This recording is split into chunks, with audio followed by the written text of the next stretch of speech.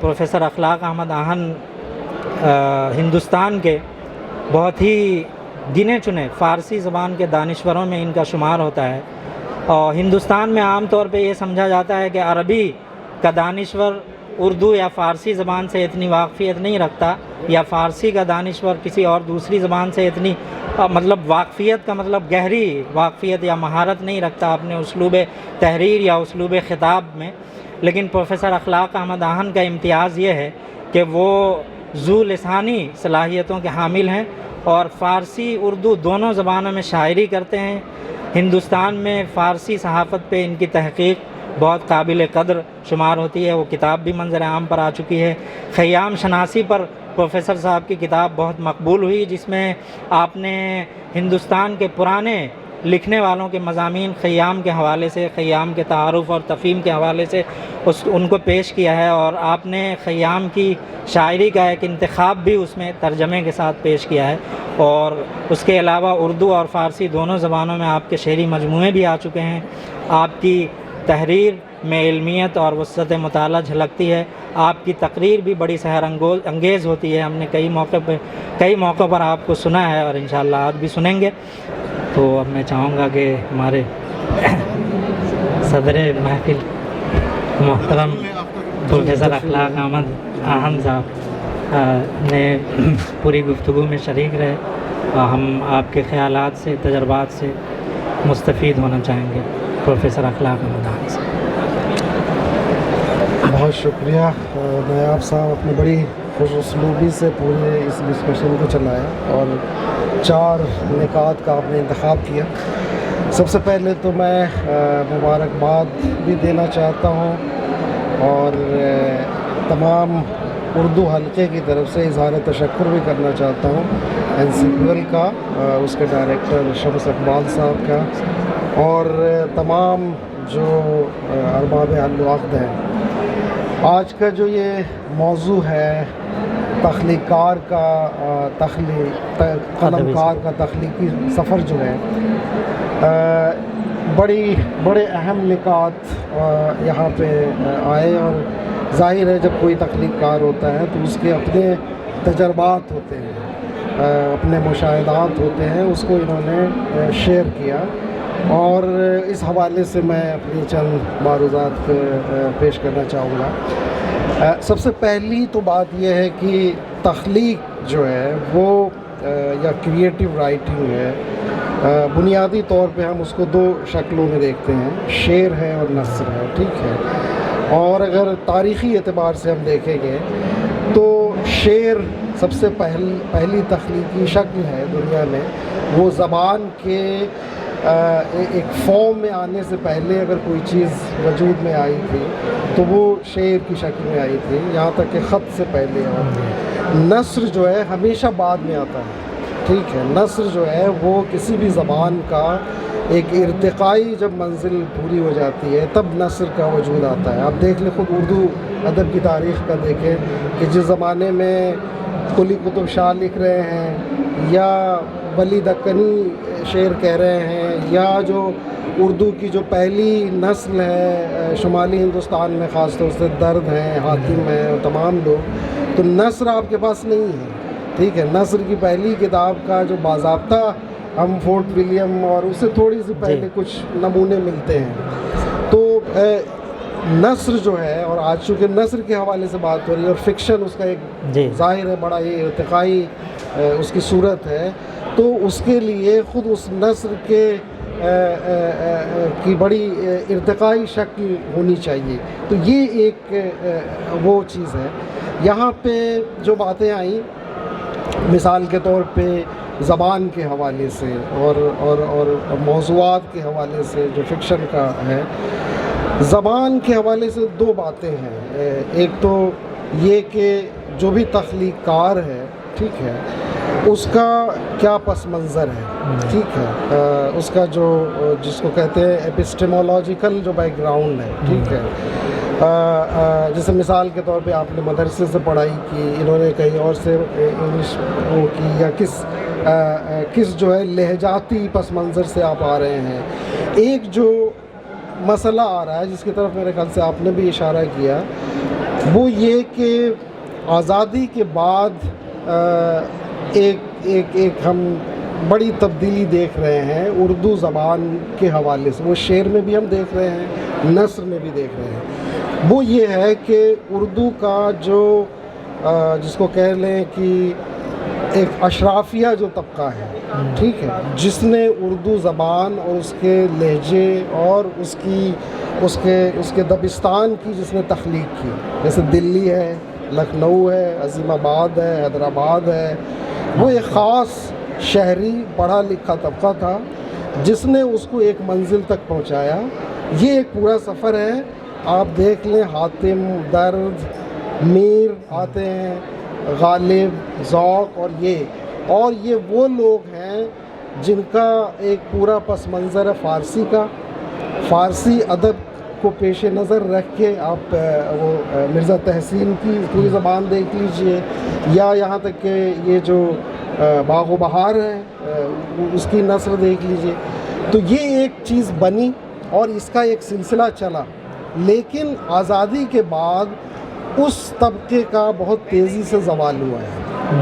اس کے بعد کی جو نسلیں ہیں, آپ دیکھ لیں دلی ہے اور دلی کے آس پاس کے جتنے شہر جو اردو کے مراکز تھے, امروہہ تھا, بدایوں تھا, لکھنؤ تھا, عظیم آباد تھا, یہ جتنے بھی یہ شہر تھے, اور وہاں پہ ایک طبقہ تھا جو اردو کو پڑھ رہا تھا, اردو میں سوچ رہا تھا, اردو کو تخلیق کر رہا تھا, انگریزی میں پڑھ کے بھی وہ اردو کو جاننے والا تھا. ٹھیک ہے, تو اس کا ایک جو کانٹینیوس جو ہسٹوریکل بیک گراؤنڈ تھا اس سے ایک بہت تیزی سے کٹاؤ ہوا ہے آزادی کے بعد, خاص طور سے 60 اور 70 کے بعد, کہ اس تخلیقی طبقے کا, چاہے جو بھی نام لے لیں, ہمارے استاد تھے, عالیہ احمد سرور تھے, قاضی صاحب تھے, یہ سب ہمارے اساتذہ تھے, شہریار صاحب تھے, نادر علی خان صاحب تھے, یہاں دلی میں آپ دیکھ لیں جتنے نام لے لیں, ان کے بعد کی نسل کو خود انہی کے گھروں میں دیکھ لیں. ٹھیک ہے, تو وہ طبقہ اچانک کٹ گیا. ٹھیک ہے, وہ طبقہ کہیں اور چلا گیا, وہ صرف بولنے کی حد تک اردو سے جڑا رہا. یہی حال پورے اتر پردیش میں ہوا ہے, بہار میں ہوا ہے, آپ چلے جائیں دکن میں ہوا, یہ صورتحال ہوئی ہے. اب جو اردو کا جو ادبی طبقہ جو تخلیق ہو رہا ہے یا بن رہا ہے, وہ طبقہ ہے جو لہجاتی طور پہ اس کا تعلق اس سے نہیں ہے. ٹھیک ہے, وہ اس اشرافیہ سے اس کا تعلق نہیں ہے. ٹھیک ہے, تو وہ اس کانٹینیوس روایت کا بھی حصہ نہیں ہے. ٹھیک ہے, اور جو لوگ اس نزاکت کو اور اس لطافت سے جو لوگ اس سے واقف ہیں, وہ جب ان کی تخلیق کو پڑھتے ہیں یا ان کے ادب کی یا ان کی زبان کو پڑھتے ہیں, تو وہ کہیں نہ کہیں مایوسی کا بھی شکار ہوتے ہیں. لیکن ان سب کو, پورے اردو حلقے کو, ان کا شکر گزار بھی ہونا چاہیے جو مدرسے سے آ رہا ہے. ٹھیک ہے, یا جو ان لہجوں سے اٹھ کے آ رہا ہے. ٹھیک ہے, اور وہ پھر ادب کی طرف متوجہ ہے یا لکھ رہا ہے یا تخلیق کر رہا ہے, جس شکل میں بھی کر رہا ہے. تو یہ خود جو اردو کا جو بھی ہے بچا ہے, دانشور طبقہ ہے, نہیں ہے, یا تخلیقی جو طبقہ ہے, اس کو اس طرف بھی توجہ دینے کی ضرورت ہے. یہ ایک بڑا مسئلہ ہے. دوسرا جو ہے مطالعے کی بات آئی تھی. ٹھیک ہے, بہت ساری باتیں ہیں. مطالعے کی جو بات ہے, مطالعہ کئی طرح کا ہے. مطالعہ کتابوں کا مطالعہ ہے, مطالعہ جو ہے مشاہدات کا ہے, مطالعہ جو ہے آپ کا اپنے ادب, اپنی زبان سے نکل کے دوسری زبانوں, دوسرے ادبیات, دوسرے ڈسپلنس کے ساتھ انگیجمنٹ کرنے کا معاملہ بھی ہے. تبھی اس کا انعکاس آئے گا. آج کی جو شاعری ہے یا ادب ہے, خاص طور سے اردو میں, اس میں اس کا بڑا ہی فقدان نظر آتا ہے. بہت کم ایسی تخلیقی چیزیں نظر آئیں گی آپ کو شاعری میں, ادب میں. یہ کیونکہ مطالعے کی کمی ہے, اور وہ مطالعہ صرف کتابوں کا نہیں, یا نہیں کہ صرف آپ اردو پڑھ رہے ہیں. ہم اس دور میں جب جی رہے ہیں, جیسے آج آیا کہ ہم پوری دنیا ایک گلوبل ولیج واقعی معنوں میں ہو گئی ہے. ٹھیک ہے, لٹرل معنوں میں ہو گئی ہے. تو آپ کو ان تمام حالات سے واقفیت ہونی چاہیے. ابھی 1-2 سال جو ہے پورا آپ مغربی ایشیا کے حالات سے دیکھ لیں, کیا پوری دنیا چیخ رہی ہے, ہر طرف وہ ہے. اردو میں تو ہم نے اس حوالے سے بہت کم یہ چیزیں آ رہی ہیں. تو یہ ایک یہ اور بھی بہت سارے مسئلے ہیں جو ماڈرن جو سماج کے مسئلے ہیں. یہ ایک چیز ہے. دوسری جو چیز ہے وہ یہ ہے کہ تخلیق کار کی ذمہ داری صرف ناول لکھ دینے کی یا کہانی لکھ دینے کی یا شعر تخلیق کر دینے کی نہیں ہوتی ہے. اس کی ذمہ داری زبان کا جو سفر ہے, جو اس کے عروج کا جو سفر ہے, جو اس کا تخلیقی سفر ہے, زبان بنانے کی بھی ہوتی ہے. آپ مثال کے طور پہ دیکھ لیں, مجھے حیرت ہوتی ہے کہ اردو زبان جس کے پاس بے دل سے پہلے یا میر یہ معاف کیجیے گا درد حاتم کی جو نسل ہے اس سے پہلے کوئی اس کا اس طرح سے پس منظر نہیں ہے. ایک آدھ صرف نمونے ہیں, ولی ہیں یا ادھر قلی قطب شاہ وغیرہ ہیں, لیکن باضابطہ شعر کی زبان نہیں ان کے پاس, تخلیقی کوئی پس منظر نہیں ہے. لیکن آپ میر کے آتے آتے ایک نسل کے گزرتے گزرتے ایک ایسا شاعر وجود میں آتا ہے جو اردو زبان کو تخلیقی اور شعری اعتبار سے ایک عالمی زبان کی سطح پہ لے کے آتا ہے. آج بھی میر ہمارے لیے ایک مثال ہے. تو وہ کیسے کر پایا, اور ان کے پاس چیز کیا تھی؟ صرف فارسی شاعری تھی. اس فارسی شاعری کو انگیز کر کے اردو میں اس کو برتنا اور اس کو اس مقام تک لا دینا. یا یہ کہ آپ دیکھیں کہ غالب جیسا خلاق شاعر اور شخصیت جو ہے وہ باوجود اس کے کہ کامیاب اور نہایت کامیاب شاعر ہے, وہ اس فارسی کا جو زور ہے یا فارسی کی جو بالادستی ہے اس کے حوالے سے وہ کہتا ہے کہ فارسی بھی تابے بھی نقش ہے رنگ رنگ بو گزرج مجموعہ اردو کے بے رنگ منست. لیکن آپ دیکھیں کہ یہ سفر کتنا کامیاب رہا, لیکن پھر جو ہے یہ زوال کی طرف گامزن ہے. اور کیوں یہ ہے اس کی طرف میں نے ابھی اشارہ کیا.